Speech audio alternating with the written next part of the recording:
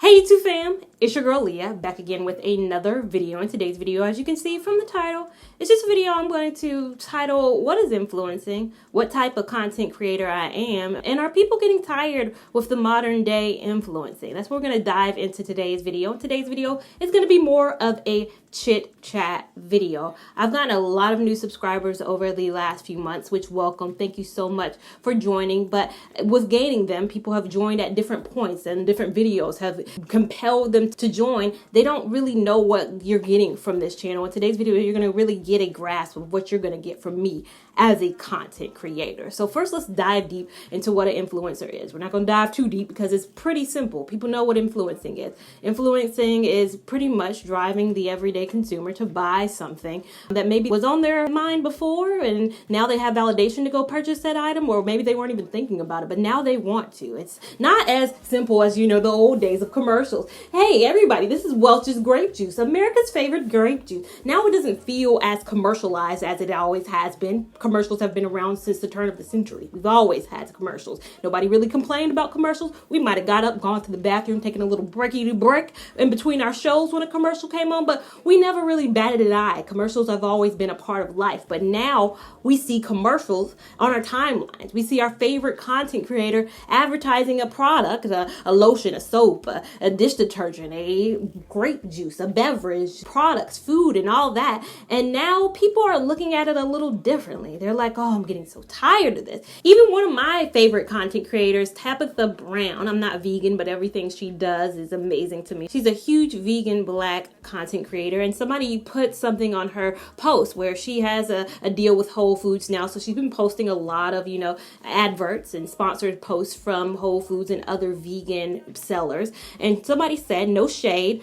but I'm starting to see so many promotions on everybody's accounts, and I'm not liking it the same way I hate commercials. And Tabitha Brown actually posted this exchange on her actual Instagram page where she's going into detail where I'm providing for my family. This is a sponsored post and it's providing for my family. We got to do our jobs is basically it. She's influencers, actors, all that. You have to do a job, and if your job is content creating, then yes, you're going to see a lot of this. You are following my account, that's what you're going to get because you clicked on me and you knew I was an influencer. You knew that was my job. I don't know Tabitha Brown to work a 9-to-5 in some kind of, office. I always thought of her as an influencer, so I'm gonna always expect to be some sponsored posts. But a lot of people agreed. This person got 7 likes, but then Tabitha Brown's response got 228. So it seems like more people agree with Tabitha Brown than they do this poster. But I can see a lot of people are getting tired with sponsored content, tired of sponsored posts. But again, they're not getting tired of actors in commercials. Actors in commercials get no flack.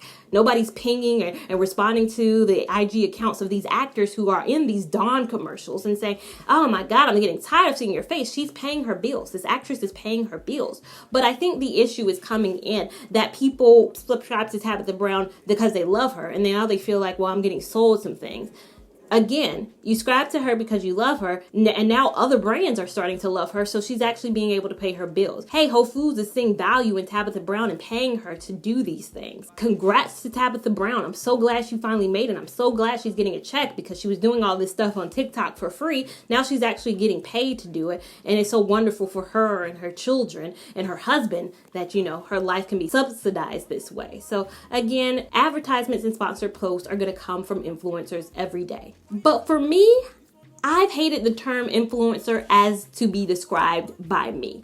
And what I mean is, when I think of influencing, I always think of it in a positive way. Like again, the Welch's grape juice example. Everybody loves Welch's grape juice. My child loves Pampers. My child loves Gerber. My child loves this and that. I always think of it as a positive, like you're positively. I never see somebody holding up something and saying, this is trash. This is a bad juice. I hate this juice. I will never buy this juice. I never see it in that way. And that's what I do a lot with my content. So I always like my term content creator as opposed to influencer, although people will call me an influencer because, hey, you influenced me to do this. But on the flip side, my content, if you watch it, is 60% I like some things, 40% I'm telling you, please run away from this. This is a bad product. I will sit in a 20-minute video and pretty much roast the hair if I don't like it. I could do it in a more tactful tactful way. I'm trying to learn my tact. But again, I sit here on this camera and I tell you, hey, either buy something or please don't buy something. So that's why I have always been like, well, I'm not technically an influencer, because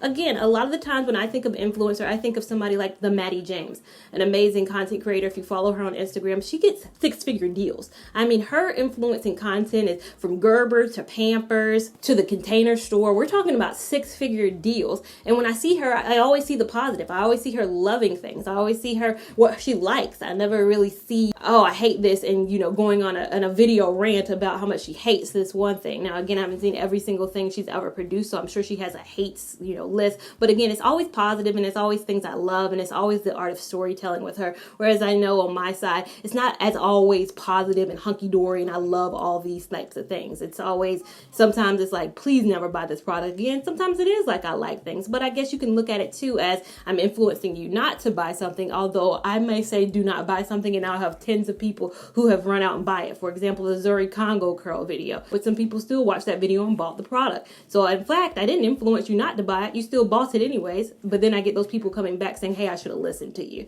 So again, I've always considered myself to be more of a content creator. You're going to get content over here. I've created this content. What you do with this content and what you do afterwards is up to you. If I influence you to buy something, that's your influence. I just created the content and put it on this platform. But again, I can see how people can call me and put me in an influencer category. But again, like I said, I'm approaching 100,000 subscribers, and I want people to know what type of content creator they're getting over here, who I am as a content creator. And again, people are joining me at different points, and so it's a little bit, tricky to hone in and let people know 100% who Lia Lavon is, because you might have watched a 2016 Lia Lavon video, and in 2020 you're expecting the same thing, and you're really not getting the same thing.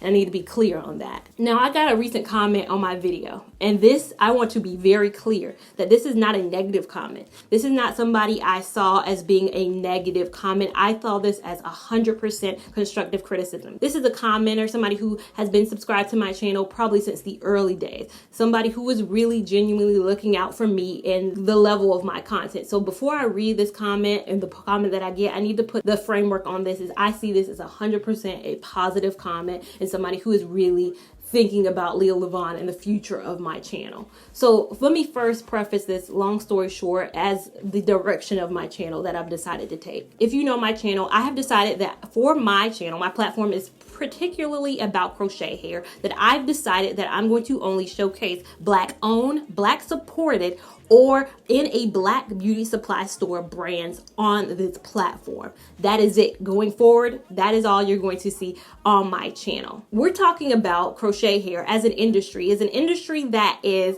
overall, the brands behind the free tresses, the outrays, the sensational are not Black. They're not Black owned. They don't have Black kind of leadership, but they sell 100% to the Black community. I mean, 100%. I'm not going to say there aren't trickles of non-Black people who don't buy some of these wigs, but if you look at their advertisements, you look at their posts, they are 100% gearing their products towards us, whereas they don't look like it. If you guys know, I was in a recent interview with people from Sensational. Outre did a little spot in it, and I came on as well. Sensational first went on and said, hey, we don't have any Black executives.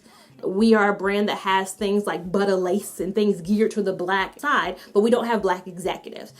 Brands like Outre said, you know what? We don't have Black executives. We don't even got no Black executives. I ain't gonna hold you. We ain't got no Black executives over here. Even Free Tress posted a Black Lives Matter post when everything was going on. And then on the post itself, there are hundreds, I'm not talking one or two, hundreds of Black beauty supply store owners saying, oh, Black Lives Matter, but you guys won't let us in. You won't let us have your products in our stores, meaning you won't let our shelves be lined with Free Tress. You'll give them to non-Black beauty supply store owners. So you give them to your maybe Asian owned beauty supply stores, but you will not give them to us. And you will not let them in our stores. So therefore, people look at Black beauty supply stores and be like, the selection is lackluster here, but they're not knowing why that selection is lackluster. So it halts our ability to grow, to make money, when you don't allow us to have these products in our stores. So when I saw those hundreds, again, hundreds of threads by Black beauty supply stores saying the same thing. If it had been one or two, I'm like, okay, maybe it's just your store. It's not just your store when it's hundreds. I mean, hundreds of beauty supply stores saying this same thing. So when I heard all this, when I heard Sensational say, hey, we ain't got no Black executives, I heard Alstray say this, and when I saw Shake and Go Free Trust have all this going on, it's a no for me, dog. It's a no for me. How can I look like this and then continue on promoting said items on my channel when out the mouths of the executives, out the mouths of the vice presidents and all that, we don't have Black leadership? And again, I don't want us to have a seat at the table. At first, I was like, well, get us a seat. We need to be vice presidents. We need to be something in the organization. If you're going to sell to us, you know, we need to be at the table. But now I'm just like, yeah, what's the point? And I'm not going to beg for a seat at the table. We just got to create our own table. That's the thing. Now, people could be like, well, you know, some industries don't have a Black executive. I don't know. I think Walmart does have Black executives, and I think Target has some Black executives too, but I'm not 100% sure of their makeup. But why are you not holding them to task? Walmart, Target. Trust me, I want them to have Black execs too. If I look at to the leadership, they don't have them. Yeah, I still want them to have them too. But again, that's not a product 100% geared towards us. Again, they have to have Black leadership, Black executives, and I will really want them at the seat at the table. But their product is not 100%. You go into Target, it's a melting pot. You're going to see some us. You're going to see some white, Black, Asian, Hispanic Americans. You're going to see some Latino. You're going to see everybody in that store. Whereas opposed to, you know, if there was a store just dedicated to Sensation, which I guess would be a beauty supply store. If you walk into them, you know, the target demographic is, you know, us a little bit. And two, my channel is based on this. This is what my channel is. It's in this industry. I don't come on here and sell you guys Welch's grape juice. And so my holding Welch's to task isn't supposed to be on my platform. That's not what my platform is about. My platform and what a majority of my audience is here for is for crochet hair. So I'm in this industry. So I'm presenting for you guys this content. So of course my shift is going to be more so geared to crochet hair. This is my platform. If gyms were doing this and I had a gym platform and I knew that a lot of gyms weren't having us or wouldn't let us in the building, yeah, then I would be angry at the gyms. But again, my focus, my niche is crochet hair, and that's what I'm going to present to you guys. What would I look like being a content creator and siding with those businesses? What would I be like when I see all this and I see a lot of us in the community being angry at Free Trust for not selling to them, and then me just being like, well, I'm going to go ahead and side with them on. No, that's not who I am as a person, as a human being. Seeing all this, I have been vocal about this in 2018 and 2019. I have cut off so many brands that this year I just said it's a wrap for all. And then the argument can be made by, you know, people that, hey, well, these brands use African American, Black content creators and influencers to sell their products. So they're paying content creators and influencers. So therefore, isn't their money going to Black people? Aren't Black people somehow making money off of it? Two things about that. Yeah, they gotta use Black content creators. Of course, duh. I mean, for them, it'd be dumb to not use Black content creators. They have to use us because we are on their packaging. Their product is geared towards us. Again, if their models didn't look like us, it would make a little bit less sense. And then two, if you think that we're being paid adequately, you're sadly mistaken. I've shared the stories on here. I've shared how brands want to offer me $175 to sit in front of a camera, film, wear hair, put my makeup on, install the hair, take the time to install the hair, and you want to offer me $125 while I've made hundreds of videos, got thousands of views, and promoting your product at $100 and something. And again, this is a brand who approached me. I didn't approach them. I'm happily reviewing the hairs that I want to review, but you approached me to try your thing. And when I come back with a number, no, 100 and something is what you're gonna get. That's what you're worth. Even though your video, your highest grossing video for us has what, over 150,000 views, and you know, people probably bought off the back of that, but no, absolutely not. 125 it is. And again, in our community, I think it's a lot of time, well, as a Black woman, that's what you gotta take that $125. That's $125 you didn't have. Again, that's how we don't get ahead a lot of the times, is we just accept the bare minimum when another white influencer may be getting six figures, selling a different product, getting the same amount of views and all that. So again, it's not a lucrative business. The synthetic hair game is not as lucrative as you would think it is. Human hair is a little different story, but synthetic they ain't paying as much because they feel like, hey, synthetic hair is a little bit cheaper. The labor that created said hair is a little bit cheaper. So what can we expect? Give them $175, $125. They'll be all right. And this is the comment I got, and again, came from 100% a good place. And it says, hey, Leah, just a couple thoughts I had, especially since you decided to cut out some of the crochet braid brands you once reviewed. By choosing to only review a certain ethnic type of crochet hair, you could be, one, limiting your target market, and 2, shrinking your present subscriber base. You build your channel by reviewing a plethora of crochet hairs. Do you really think there are enough Black-owned crochet businessmen to continue building your channel for the next 4 years? Just saying. Shocked face. And when I read this comment, 100% didn't think it was coming from a bad place. I even told my mom, and she's like, yeah, she makes a good point. And again, it's something that I thought about before making the decision to switch over to Black-supported, Black-owned brands. Again, it wasn't something that I didn't consider. And now I'm like, well, was I a little bit rash? No, I 100% knew. Again, everybody knows I'm on the road to get 100,000 subscribers, and that's what I would want. I want 100,000 subscribers. And this woman brings up an amazing point. Wouldn't that halt your growth? Wouldn't that halt your potential? Wouldn't you be halted in your growth by deciding to take this step? And again, this is why, and this comment is why I think it's important for you to know who I am as a creator. Now, let's tackle the first thing. Am I not limiting my audience? Yes and no. I'm limiting my audience. So if we take a look at my numbers, the Black-owned business that I reviewed, the Malaysian curl hair, which was Pure Beauty at the time, now it's Be Famous hair. That video only got 30,000 views, which there's still a considerable number of views. And then I got only 240 subscribers in the lifetime of that video from that. So again, on YouTube analytics, you can see how many people subscribed while watching that said video, and that video made them subscribe. Now, another Black-owned business, I reviewed Trendy Tresses. I did the Trendy Tresses River Curl. Black-owned business is Trendy Tresses. Video got 44,000 views, and I only got 423 subscribers from it. Only got is relative term. You'll see what I mean in a moment. But I got 423 since the upload of that video. I guess it's been 2 years now since I uploaded that video. I've only gotten to 423 subscribers.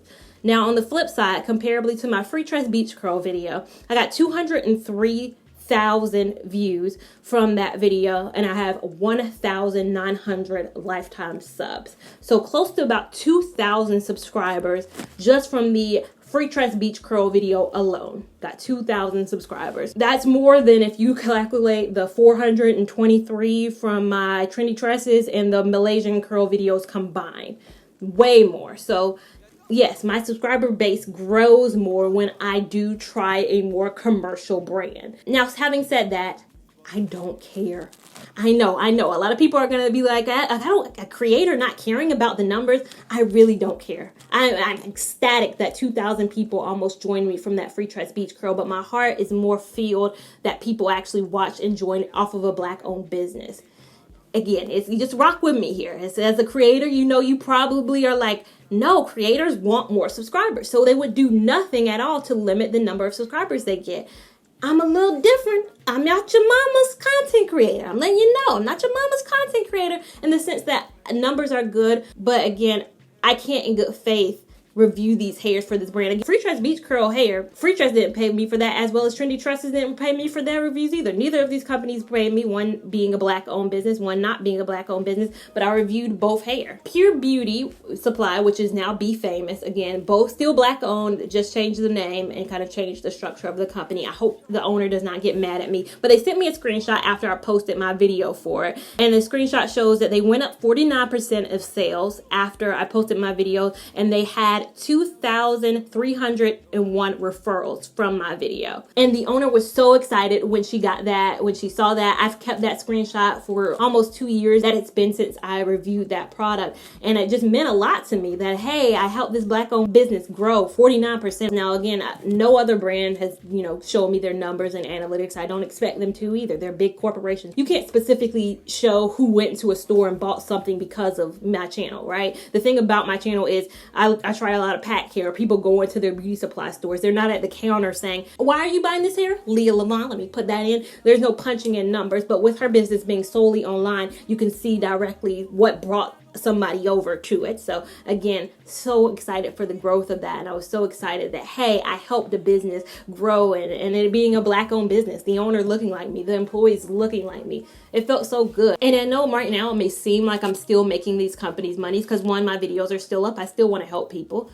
And two, I'm still making, compilation videos. I'm doing like a no maintenance video right now that I released very recently. And it's like, well, hey, you're still mentioning these brands. That was a video request that I got over a year and a half ago, almost 2 years ago, somebody requested me to do a no maintenance video, and I wrote it down in my journal. I write down every idea that you guys give me in my journal, and I say, hey, I'm going to get to it one day. And I just assumed that day would be in the future. Sometime I would get to that video. But now, closing the chapter on trying a lot of those brands, I decided, hey, give the people what they want. They wanted these videos. I'm going to go ahead, and my next few videos, probably through the rest of 2020, are going to be viewer request videos that I never got to because I was trying to build up a collection that was big enough and stack it up enough. But again, now I'm going to work on stacking up my collection of Black owned. It's going to take me a little bit of time. You know, I spent 4 years reviewing the Free Trades, Outrades, Models, Harlem 125s, all these brands, and now switching gears. It's going to take me another few years to build up my collection of the trendy tresses, the Be Famous, the latch and hooks, the curl colons, the Rastafri. It's going to take me some time to go into Black beauty supply stores, see what they have in their shelves, and then trying those hairs. It's going to take me time to get that. So I know right now I'm in a phase of still, you know, trying to build up my catalog of Black owned. I do have a few Black owned, my trendy tresses videos, got 2 of those,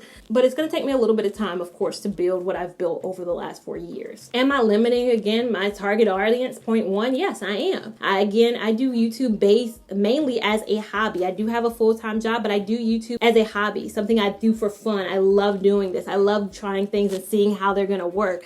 And again, I got nothing from Free Tress, got nothing from trendy tresses, but at least I'm backing the pockets of people who look like me and people who have shown that they sell to people who look like me. That's the thing. When I decided to go Black owned, a lot of people been like, well, all skin folk ain't kin folk. Okay, they may not be. And we're going to see throughout the channel as I try more which businesses may not be as good. You know, I'm going to keep it real with the Black owned just like I kept it real with the regular businesses. Why would I not? If a Black owned business, you know, the hair is sucky, I'm going to still keep it real as sucky. If the shipping is bad, I'm going to keep it real. The shipping was bad. If customer service was lackluster, I'm going to keep that the real too. But again, why would I not want to line the pockets more so of the people who look like me? When you have people out here like the Wells Fargo CEO saying that the lack of Black talent in our organization is just due to the lack of the Black talent pool. There aren't enough talented Black people out there to hire.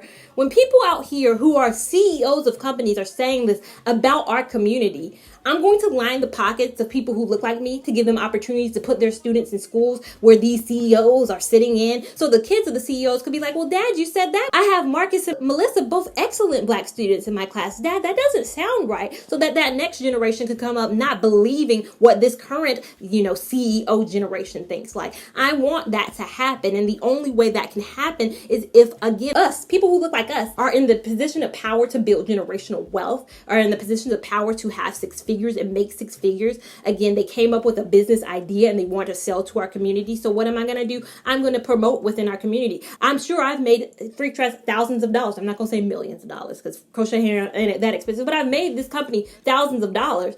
The staff and the vice presidents of these companies do not look like me. So therefore, the generational wealth is being kept in their community and not dispersed within our community. Well, people could be like, well, we can work at other organizations. We don't have to work at, you know, the Sensationals and Free Tress and all that. Yes, that's 100% true. But again, I'm trying to affect change in my niche. This is my niche. Again, if my channel was based off the growth of everything else, then yeah, then I would focus somewhere else. But my niche is where I'm going to keep and maintain my focus and where I'm going to apply said pressure. If I can review more Black businesses and more Black supported businesses, I'm going to put money in the pockets of other Black people. Looking at the back of the package of the hair I have in right now, which is this Rastafri pond curl hair. It's a pack hair. It's showing the product developer for their organization, Sherelle Jackson, a Black woman. With me reviewing this hair, more Black people could buy this pond curl hair, which means Sherelle Jackson is getting her salary. She's getting her paycheck. Meaning Sherelle Jackson don't know her situation, don't know her family and all that. She's putting food on said table. So again, Black supported brands are going to come from my platform. Now, point number 2, you're shrinking your subscriber base. You build by reviewing a plethora of hairs. Do you really think there are enough Black owned businessmen to continue for the next 4 years?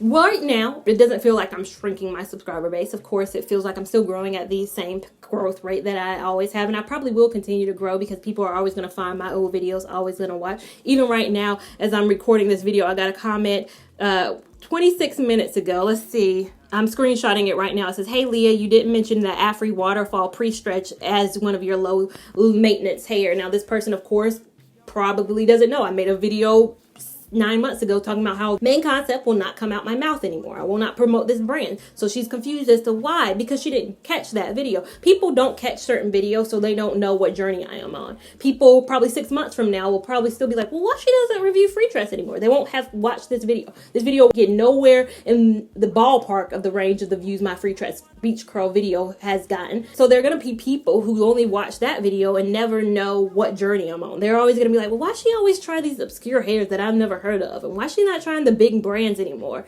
So I think in the long run, it may shrink a little bit, but I think it won't grow at the 100 subscribers, 150 subscribers a day that I've grown in the past. Yes, I probably will shrink that. So yeah, that's a valid concern, and that is definitely something I thought about. I will be shrinking my subscriber base. I don't think I'll lose subscribers. I think I'll just grow at a slower, much slower pace. But again, there may be people who do unsubscribe because I do go on this journey. I don't know. We will see. Time will tell how this affects me. But again, ain't your mama's content creator. Doesn't really matter to me. Do I really think there are enough crochet hair to last me for the next 4 years? Yeah, I think there are. I think I can try everything from latched and hook. I think I can try everything from curl salon. I think I can try most everything from trendy tresses. I can try most of the pack hair from Rastafri. I can go into every black-owned beauty supply store, grab something off the shelves and try that, because again, I still want to bring money to the black beauty supply stores. The black beauty supply stores who aren't allowed to have the free tresses, the outrays, and all those on their shelves, I'm going to still bring business to their companies, just because, you know, some businesses may have free tress on their shelf. Some black-owned businesses may have these,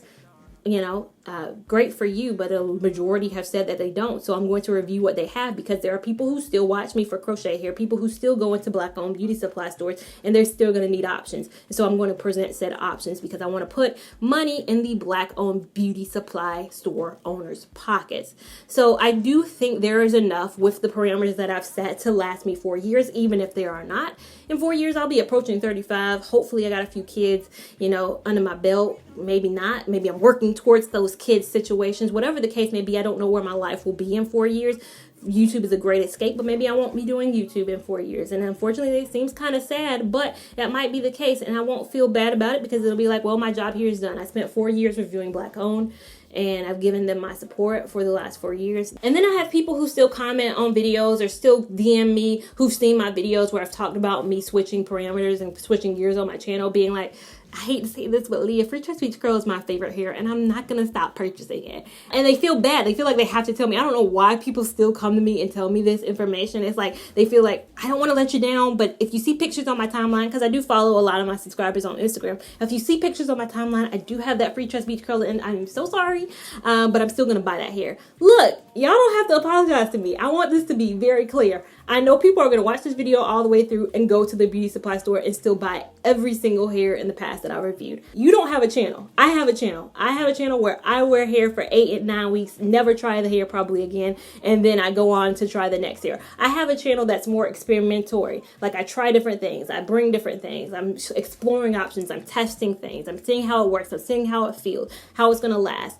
You don't have that. You have a normal life where it's not about trying new things. It's about trying what's consistent and what works for you. And if free tress beach curl works for you, by all means, continue to purchase it. I hope that through my journey, I exposed you to something new. But if you still go back to free tress beach curl, I am not mad about that. You do not have to feel bad for keeping and trying anything I talked about in the prior 4 years. You don't have to tell me. You don't have to apologize. There is no apologies needed. Nobody has to be on the journey that I'm on. For example, my dad had a bad experience with Sears. He bought a TV, walked out the store with the TV. The claims or loss prevention people ran after him and were like, what you going with that TV? You stealing that TV? They accused him of something. When they saw he had a receipt, they turned around and said, my bad, I'm sorry. And then he turned around with his receipt and his television and returned it to said Sears. He came home, told us the story. I was like, all right, done shopping at Sears. We are a wrap with that. We are done shopping at Sears as a family unit. That's what we decided to do. And it seems like the whole world has turned against Sears because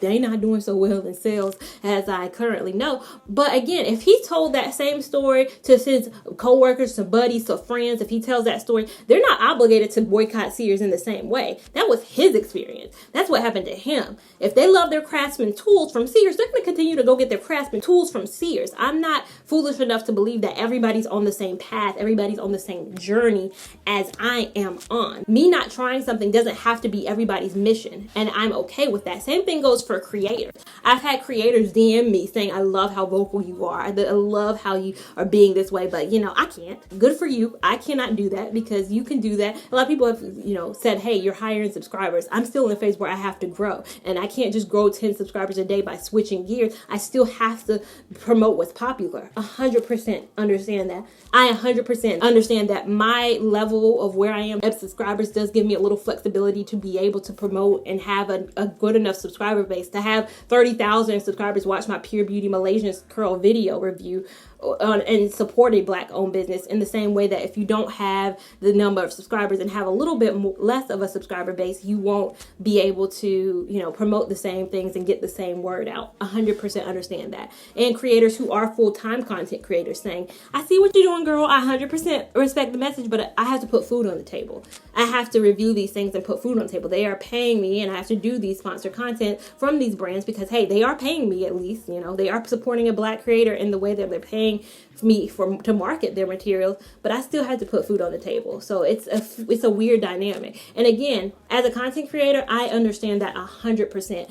Everything I say comes from the vein of somebody who doesn't have children. I don't know how my life would be affected if I was like a single mom of 3 kids, what my decision and mindset would be. I would have to really sit here and grapple with what would I have to do. These brands, I don't support them, but at the same time, I got to put food on the table. Everything I say comes from my mindset. So I definitely understand that I have the luxury, I guess, of saying, hey, me cutting this off is only going to affect me. It's not going to affect other people, a husband. It's only me and Winnie up here in this house. So again, I 100% respect content creators who still buy and still review. And I still respect my subscribers who still buy and still try these hair that I've reviewed. Even in a moment of transparency, I'll be transparent with you. With everything that's going on with the Rona and the shutdown of businesses, you got to think about it. Like, I work full time. I always point to this monitor, but I was a campus recruiter, and I still am a campus recruiter. But with everything that's happening, school campuses are barely opening. There have not been on-site campus recruiting events, and I've been scared for my job.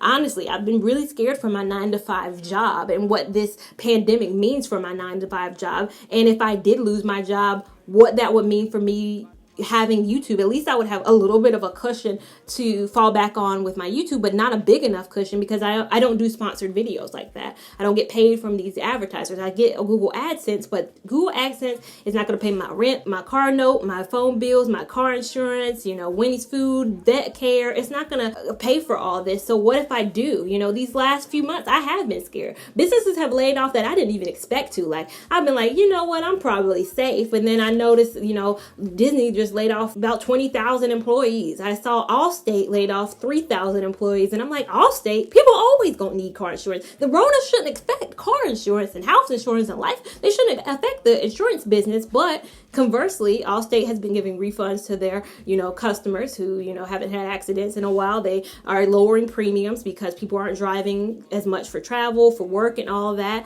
And there have been less accidents on the road. So people are like, give me some money because ain't no accidents. I ain't been in no accident. So therefore, claims have gone down. So therefore, claims adjusters have not needed. So they've been cutting claim adjusters. They've just been cutting people in general. And I'm like, oh my God, every action has a reaction. So nobody, I feel like, is safe. I feel like a lot of industries who people feel like I'm safe, I can breathe. I work in this industry, have not been able to breathe working in said industry. So yes, I have been fearful of what if happened if I lose my job and I've cut off all these brands who could give me sponsored, money. I saw one content creator I love so much said, October, I got 9 sponsored videos. God is good.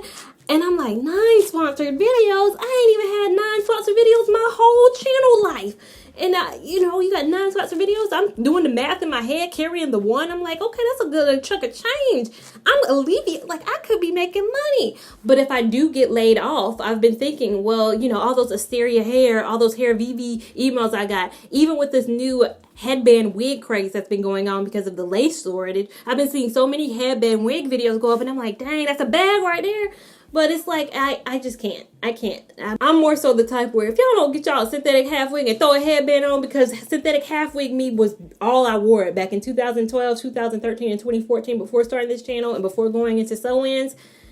your girl was a half wig wearer, so I see these half wigs going around now. I'm like, man, that was old me. I could be making a bag right now. But again, you guys know me as a person. You guys know I'm in my 30s. I was born in the late 80s.